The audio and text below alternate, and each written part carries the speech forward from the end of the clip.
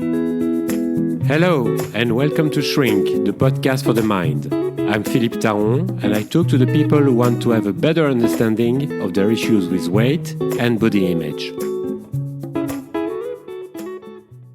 Happy New Year! This is the first podcast of 2022, and I'm joined by Nina Cristante. Hello, Nina. Hi, Philippe. Hi, Nina. I think it's probably a good thing to remind us what you do and who you are or what you do for those who haven't listened to the podcast we did together in the past. So I'm a movement therapist and I'm really focused on intuition and integration. So I also am an artist and a lot of my work has to do with exactly the same thing, actually. It's all the same, just different methods. And when you say an artist, like what kind of artist? I'm making a film at the moment. All right. Almost a feature length. It's a 1 hour long film that includes a lot of ballet and there's a lot of bodies and movement. That's and great. Intuition nice, and all nice of that. project. Yes. I'm just pretending I didn't know, but I knew. But then, I want to sound more. And we were thinking. We want to talk about New Year resolutions on this podcast episode because throughout the years, and we've both seen how unsuccessful they are. I don't know if it's the right way to put it, but both my agenda and yours, I guess, get really busy at the beginning of the year, and they get busy because there are so many people, so many around us. Who come up with resolutions and they feel like they haven't been good enough the year before, or they've been overeating or not exercising enough during the festive period. And so what are your views on this? I said it's the same for you, but it's probably the same. Yes, it's so similar to what actually you're talking about. And it comes with so much pain, actually. That's my experience of listening to clients, especially at the beginning of the new year. There is like so much shame and so much projection and expectation on the new year to be completely different from the one before, because the one before somehow seems to be the worst year they've ever had, or like they've been the worst, or they haven't been the best that they could have been exactly. Yeah. So there's this idea of bettering themselves, which is tangled with guilt, I would think, yeah. Exactly, and shame. Yeah. Yes. And you think they're not, I think you agree with this, that they're not the right motivations. Guilt and shame shouldn't be the motivations to live a better life, to feel better about yourself. Yeah, well, exactly. I think, well, we were talking about this a few days ago, Philippe, and the problem with guilt and shame is that they start a cycle that makes things into patterns, and then they don't allow us to truly actually expand ourselves and therefore also better ourselves, which is not wrong per se.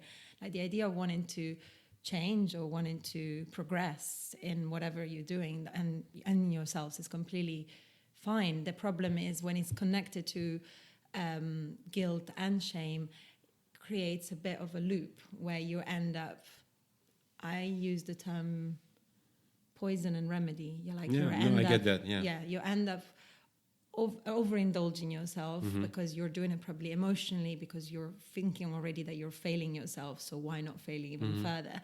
Knowledgeable that at some point you're going to remedy that poison by over exercising, over managing the food you're going to have, the food and the alcohol you're going to have. Exactly. You know this from food, for example, right? I see it. Even the clients that I'm working with before the New Year, so not new clients, they come up with new expectations. Although we've been working on these things and they've been improving the way they see themselves, the way they respect more their body and who they are, in fact. Yes. And but still, it's like it's not good enough because there is this pressure of the New Year's resolution, and it's in the press. In fact, it's everywhere on television, in the press. Oh my God, there's so much. It's on social media as well. Every advert that I receive, I've been receiving so many adverts on my emails, and they all suggest some form of renewal through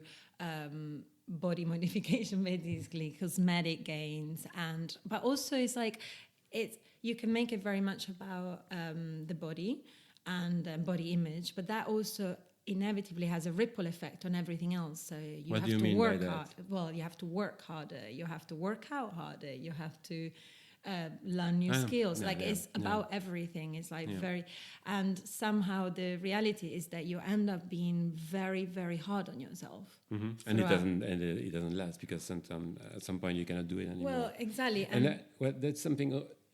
It takes time, in fact, to change the way you live, the way you see yourself, to understand what's really good for you, what's beneficial.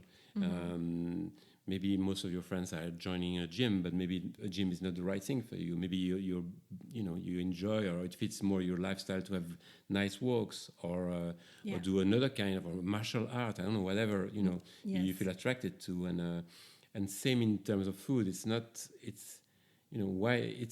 I think it's important first to understand why. How did I get there? Yes. Why did I at some point stop taking good care of myself, or even sabotaging my health or my lifestyle? And so it's a process. I really believe that it doesn't change. It's a kind process. It's a process that requires a certain pace and a certain appreciation and respect for yourself. Also in what the so-called mistakes that we might make, like available to whatever experience you're about to get in life, rather than constantly thinking about longing for something that is not there while not enjoying what's actually already there. And I think that is actually the real path to change, is very much connected to staying present and being connected and be kind and be gentle. Yeah, be gentle. Yeah, and who do I want these changes for? Is it for myself? Is it just to feel better in my own skin, and feeling better in health wise, or is it to please someone? That's also something. There is so much pressure. Sometimes it comes from the work environment. Sometimes it's someone that you're in a relationship with, or your friend. It's like everybody's having this New Year resolution, so I'm not going to be the one who doesn't have any, and that's not the right motivation. It should be something. It's because it's something very personal, very intimate. Yes. It's what do I want for myself?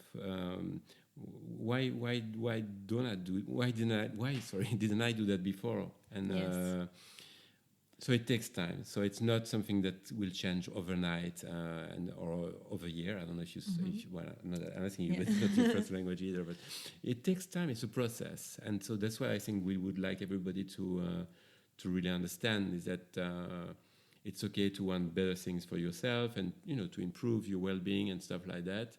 But if you do it from the wrong perspective or for the wrong reasons, or to please someone.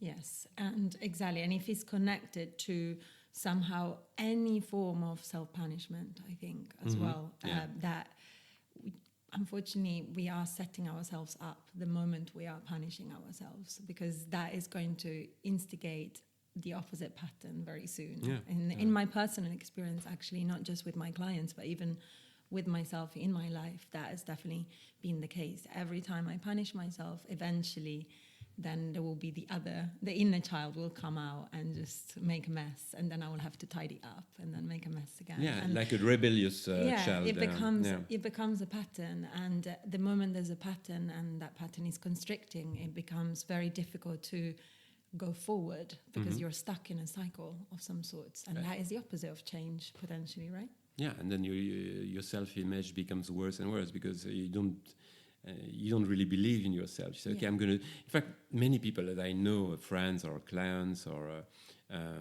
they start doing it, but somehow they know it's not going to last. They know they're not going to get there. But it's like there is this social pressure, or the pressure they put on themselves. It's not always the social pressure. But they know they're going to fail. Fail is not... That's the way they would see it. What advice would you give then to the people? I would say, just be kind to yourself. Take it easy. Yes, I think that's something that you've used a lot in our conversations together, Philippe. I think staying curious to what is coming up, and try to actually be kind to that part of yourself that is coming up, even the judgmental part that is coming up, and try to understand why that part is there and how it's helping you. And if it's not helping you, perhaps let's try and find another way.